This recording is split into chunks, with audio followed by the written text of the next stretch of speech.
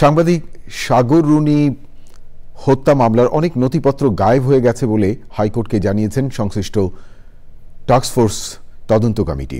তবে তদন্তে অগ্রগতি হয়েছে জানিয়ে প্রতিবেদন দিতে রাষ্ট্রপক্ষ সময় চাইলে আরও 6 মাস সময় দিয়েছেন হাইকোর্ট। আরও জানাচ্ছেন পরাগ আজিম। সাগর রুনি হত্যা মামলার তদন্তে গত 30 সেপ্টেম্বর বিভিন্ন এজেন্সির সমন্বয়ে উচ্চ ক্ষমতাসম্পন্ন টাস্কফোর্স গঠন করার নির্দেশ দেন হাইকোর্ট। একই সঙ্গে তদন্ত শেষে 6 মাসের মধ্যে আদালতে প্রতিবেদন দিতে বলা হয়। টাস্কফোর্স গঠন হওয়ার পর 6 মাসের মধ্যে তদন্ত প্রতিবেদন দিতে না পারায় হাইকোর্টে রাষ্ট্রপক্ষ থেকে আরও 9 মাস সময় চাওয়া হয়। আদালত 6 মাস মঞ্জুর করে 22 অক্টোবর পরবর্তী দিন নির্ধারণ করেন। রাষ্ট্রপক্ষ আদালতকে এটি আশ্বস্ত করেছেন যে তদন্ত চলছে, তদন্তের প্রগ্রেস আছে, বেশ কিছু কাজ করা হয়েছে।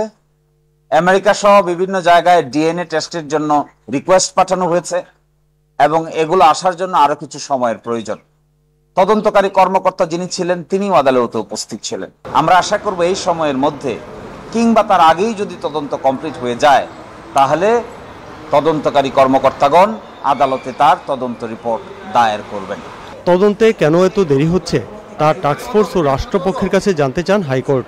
যে অনেক কিছুই ডিসঅ্যাপিয়ার হয়ে গেছে, অনেক কিছুই অনেক দিনের আগের নথি, অনেক কিছুই খুঁজে পাওয়া যায়নি।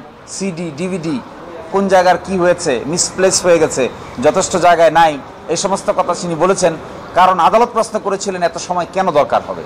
9 মাস যেহেতু তারা সময় চেয়েছেন, সেই জন্য তার জাস্টিফিকেশন করতে গিয়ে কিছু কথা বলেছেন যে এভিডেন্সগুলো অনেক কিছু ডিসঅ্যাপিয়ার হয়ে গেছে।